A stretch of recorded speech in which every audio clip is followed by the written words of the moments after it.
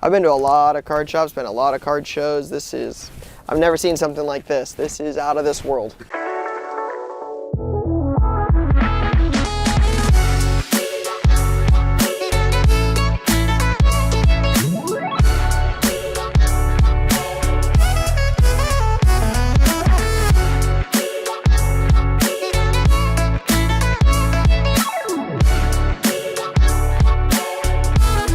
This was literally the showroom a while back. Well, the thing is, Ryan, I'll show you something. So, this was back when I was about your age, actually. Becca did a feature back in '97, and this was our showroom. We had a bit of warehouse space in the back. It was a pretty amazing showroom. It was, Yeah, look at it. yeah, it was good size.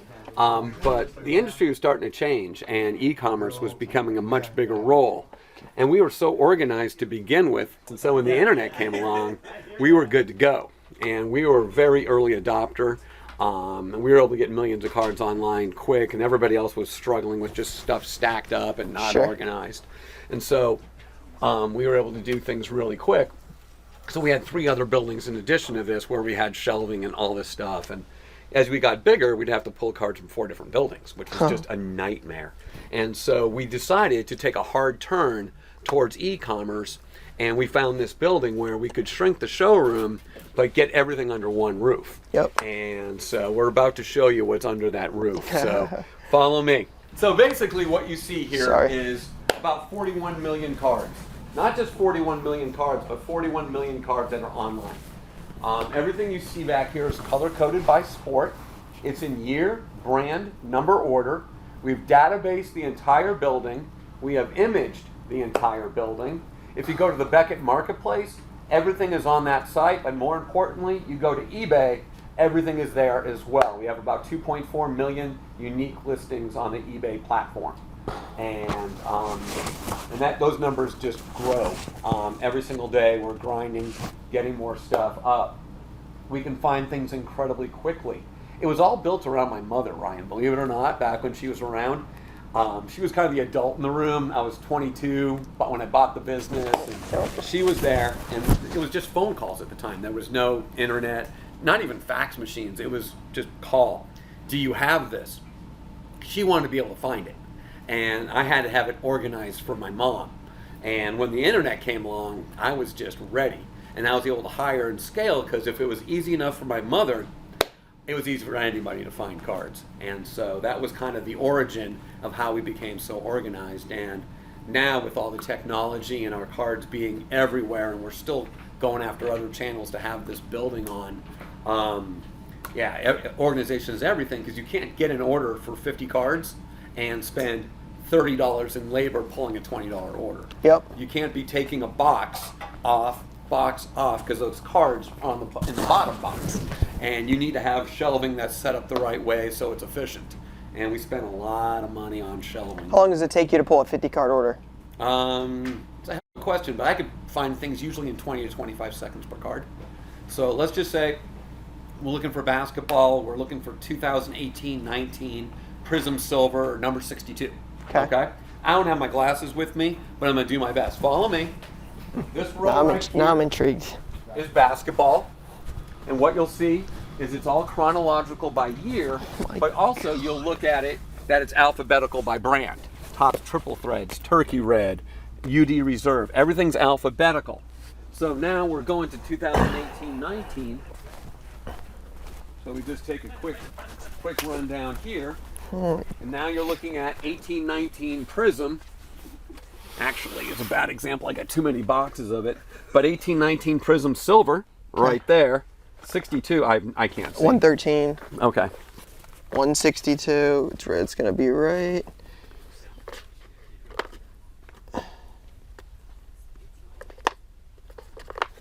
God, I hope I have the card. You don't. You have 60 or 64. But at least I knew where it was, right? Yes, that's But I wouldn't have gotten the order if I didn't have the card. Sure. But you can see it was like 20 seconds to get to the card max, and these kids are quicker than I am.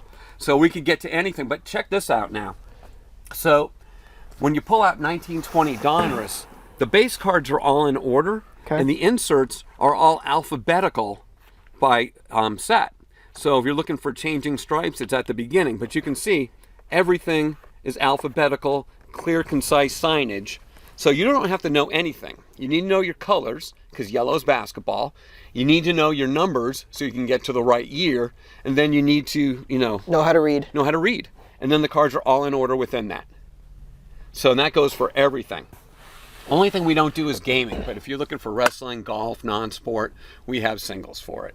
And these boxes are constantly getting bigger and bigger as we add more cards. And what you add to this box in the next, like how often do you add to a box like this? Usually the sheer volume of 22 and 21 stuff that comes in makes it hard. Is the priority, because that stuff is what's new, is what's necessary, and we get the largest volumes of it. Sure. But we do get back to these years as we can. It's just literally all the Prism, the Optic, the Chronicles, just the sheer tsunami of stuff that we get keeps us real busy on those products. But yeah, there's a good chance that if you are looking for a card, the probability has got to be the highest out of all the sports card shops, sports card businesses in the world, that you are the most likely place to have it. This is incredible. This is humongous. Yeah, this is just grinding every day, It's just, we want to be the world's card shop 24/7, and we got free shipping thresholds, and it's something that I think is necessary. It is the grind. I mean, there's a lot of sexy breaking and all these fancy glossy things, and I'm like, at the end of the day, it's the vocal minority, the actual collectors that are out there, that get ignored, and we want to be able to, service those types of customers. So you can kind of get an idea. I think there's 9 rows in this thing, and so that's why we moved into this building. Now that we have the showroom separated, we can, it's a lot to manage, but we have people in charge that are pretty right. What about like wax? Because I know I have purchased boxes, like 03 boxes. I collect a player that was a rookie in 03, and I've purchased old school football boxes from you. Where does that kind of stuff fall into place in this warehouse? Yeah, I think that stuff will be up front. Ryan is better to speak on where all that stuff is. He deals with the nice, crazy vintage boxes and that stuff. You sell a lot of that kind of stuff on your page? Oh, yeah. It's. I didn't know if it was like 99% singles or if that was actually something you do a good bit of. Our showroom, it used to be like 90-10. As far as online to retail. But since we built that beast next door, it's a lot more evened out. Really? Yeah, maybe even more business over there. Wow, that's impressive. That place is crazy. That's crazy. It depends on the day, but yeah. But then again, so check this out. So COVID. Yep. So it's end of days, right? COVID is just no sports, no retail. You're thinking it's over. It's over. It's over. It's over, right? And so, we're freaking out. And our internet business is stable, it's strong, it's good. And then all of a sudden it's like, it just literally just goes like that overnight. And you're just like, this is crazy, but you can't have anybody anywhere. You can't have employees in your store, right?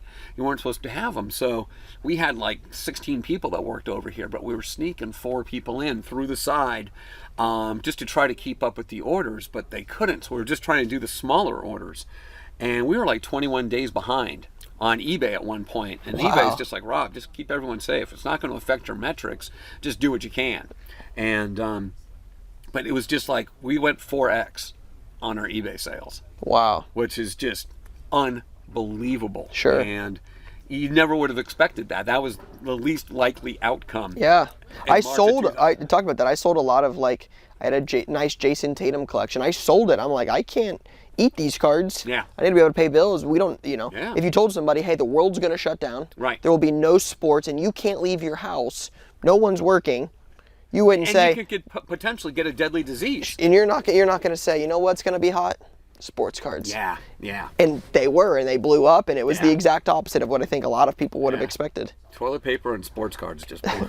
I mean, it was just, but yeah, I mean, we would never have expected it. And then when we reopened, we had lines to get in the store because you had social distancing. People couldn't be close together. Yep. And literally, we'd go 25 people deep waiting outside. I remember seeing your videos about, like, you had tents out and tables, and people were dealing in tents. Yeah. They were dealing outside your... Sasha T, Coleman, they're holding court out there doing deals, and it was crazy. And we realized at that point we need to do something. And if we're going to do it, we're going to do it right. And so hopefully people enjoy what we've done. And so whether you're physically in the store, whatever your budget might be, if you're in West Virginia and you collect, we want to be able to service you in the best way possible. So what's next? What's next? We got a card show tomorrow. I like it. I like it. So that's the next day. We're hoping to scale that into something special. Okay. It's our first one. Hopefully, we know there'll be growing pains. Yep. We're hoping to get through the weekend in one piece. Yep. And then, maybe we'll have a show at a major convention center in the next year or two. No desire for Burbank, Florida, Burbank, Texas. You know why? They come here. Honestly, you lose the secret sauce. If you started opening stores and you're not at those stores, you're the secret sauce. You're the person they want to see. You're the person that knows how to buy. Sure. And if my father, myself, or Ryan aren't there, now you're counting on other people. People drive from San Diego. They drive from the Central Valley. They're coming to LA. We're a destination city to begin with. Sure. We just put all our efforts into one place instead of kind of dumbing down multiple stores. I'm always been a master of one kind of guy, not a jack of all trades, as you can see. And I believe if you create a destination store, that you probably don't have to have multiple stores. And I think that you cannibalize yourself in a lot of ways too, spreading out your inventory. So yeah, this is I've been to a lot of card shops, been to a lot of card shows. I've never seen something like this. This is out of this world. Oh man, coming from you, man. Appreciate Much that. appreciated. I know the grind you do all across the country. This is insane. So, this is crazy. Yeah, it's a great hobby, man. It's a great business, and luckily I love what I do. Yep.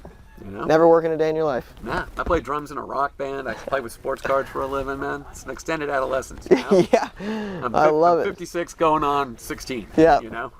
So. That's fantastic. Yeah, but I'm glad you got to see it. Yeah. I mean, you see the videos out there. There's a lot of them. Yeah. But unless you see it in person, it doesn't really do it justice. No, this is, I mean, you got LeBron 03, 04 SP Authentic. You got. That's just all bulk common. Yeah, I'm just saying. You go. I mean, you have boxes. That's excess inventory above and beyond what's down here.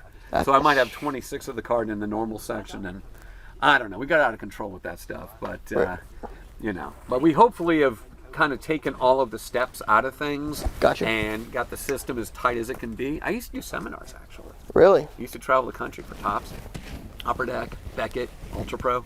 I've spoke at the eBay Open. I'm speaking actually next week at the eBay Open, kind of helping with education and different things like that. Used to write for Beckett, used to write for Card Trade. So I've always been about education, helping out. And I'm talking to fanatics. I'm talking to different companies that maybe it's a good idea if you utilize me in ways to show people how to organize, how to merchandise, how to buy, just how to take crazy and turn that chaos into organization and turn it into sales. You've done a very good job of that, because this is as organized as it can get. And I have trouble organizing, this many cards, and you've done 9 rows and 25 shelves on each. I mean, it's mind-blowing. There's nothing in the world like this. This is when someone walks in your store, you want to say yes, correct? Agreed. So if someone walks in your store and they're of a certain age where the 70s Steelers were everything to them, but you don't have a Joe Green section, you're not going to have commons taking up space,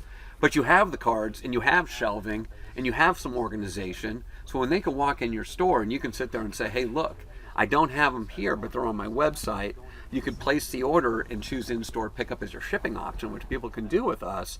Now, all of a sudden, you're saying yes to something that makes no sense to have in your physical showroom. Sure. And so saying yes as often as possible is what makes great shops, in my opinion anyways. Yeah, agreed. I also think it takes a long time to get to this kind of yes. Yeah, you're not going to get there overnight. Right, but you could do it to a smaller scale, and if you stick with it, the grind, you're going to build a competitive advantage for your business. Because business is going to go like this. Yep. And you need to have things that you can, rely on, because the collector will always be there. That silent majority we spoke of, they ain't going away. Okay. And they can support you.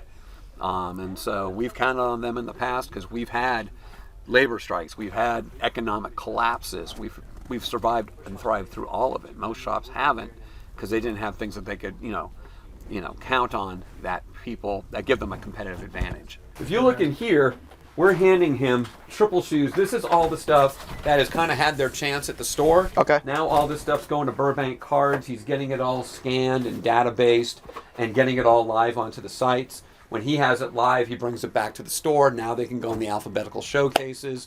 And that. So watch this. Is this the one that sorts them like real quick? Mm-hmm. We've This had is these wild. machines for 9 years now, and that's how we digitized the whole back of the building.